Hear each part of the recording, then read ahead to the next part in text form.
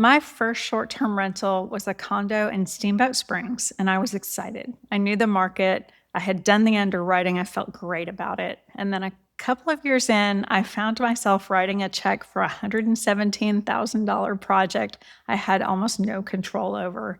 Some of that money was always going to be spent, to be fair. The condo needed new windows. But the way it happened and what I didn't know going in is a lesson that I want to share with you with a lot of vulnerability. Because if you're thinking about buying a condo or any property with a homeowners association, this is the kind of thing that nobody really warns you about, and I just didn't know. Here's the background. I bought a condo in Steamboat Springs as my first short-term rental. I had never purchased a condo before in my life. I just didn't know condos. I knew real estate. I knew homes. I knew I had remodeled homes. I had run very large capital projects in my corporate career in construction and engineering, and I thought I was well prepared. And in most ways, I was. What I missed was how different owning a condo was than owning a single family home. Specifically, I didn't fully understand how much of the decision making for big projects sits with the homeowners association, not with the individual owner. When I bought the condo, I did see that the windows would need replacing within a few years. There were a lot of them. The building was in great shape, but was fairly old. I built that into my long-term thinking. What I didn't realize was that I wasn't going to be the one making the decision about when, how, or for how much. So here's what happened. The association decided all of the windows in the building needed to be replaced and needed to match. That's a reasonable decision aesthetically and structurally, but it meant the project happened on their timeline, not mine, with their selected installer, not mine, their selected windows, not mine, and their process for getting bids, 17 windows, $117,000.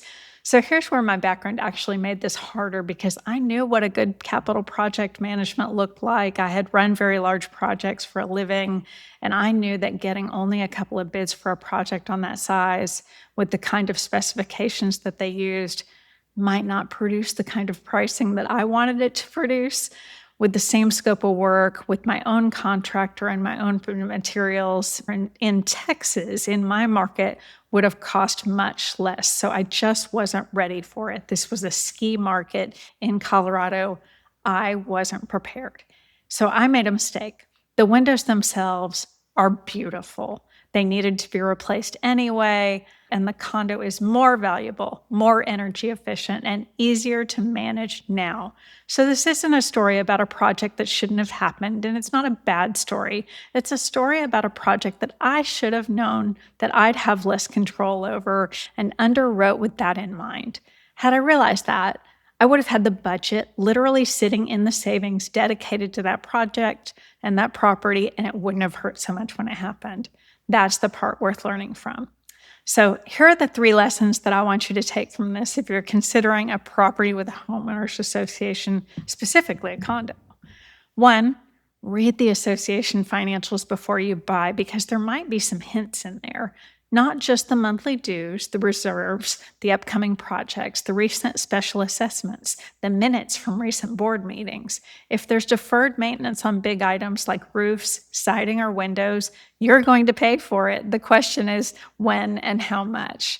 That kind of information is available, but you do have to ask for it, and most buyers don't. I knew the windows needed replacement. I should have known how the association handles big projects, what their bidding process looks like, what their reserves were, and then I should have planned for it independently. 2, understand what you control and what you don't. When you own a single-family home, you control the timing of every project, the contractors, the materials, all of it. When you own a condo, you control what's inside your unit from the drywall in. You share decision-making on everything else. And windows are a gray area. That's not a problem. It's just how it works for the condo. But you need to know going in what's yours to decide and what isn't. This is one of the most important questions to answer before you buy any property. What are you buying control over, and what are you buying a vote on, right? 3, build margin into your underwriting for the things that you can't predict. On a condo specifically, your share of building level projects can land at almost any time. New roof, new siding, new windows, common area renovations. Sometimes these are great things, but even with the best research, things come up. If your underwriting only works in a perfect world scenario, you're going to get caught at some point. I underwrote that condo with a reasonable margin and it still stretched me. The next condo I evaluated, I underwrote with a much larger margin, and there's a bigger version of this story. The full framework that I use to evaluate homeowners associations before I buy, the financial red flags I look for, HOAs are a full module inside STR JumpStart, partially because of what I learned. Here's what I want you to take away.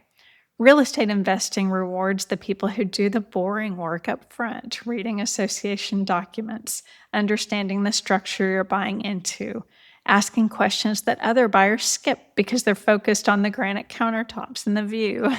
My windows are beautiful. My condo is valuable. I'm doing fine. But if I could go back, I'd spend the extra week understanding the association before I closed. That week would have saved me real money and a lot of frustration, and it would have helped me know what I was actually buying.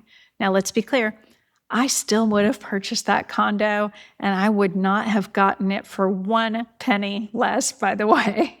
But I would have been mentally prepared to deal with the big project, and I might have been less of a problem during the HOA meetings. Let's just be really clear about that. Boring questions asked early are some of the most valuable work that you can do in this business. If you want the full framework I use to evaluate condos and properties with associations before I buy, that's all inside STR JumpStart, along with the rest of the operational and financial system that I use across my 4 properties. My free webinar is a great place to start if you want to see how I think about deals overall and what the financials could look like for you. The link is in the description and pinned in the comments. And if this was useful, hit subscribe. I post a new video every week.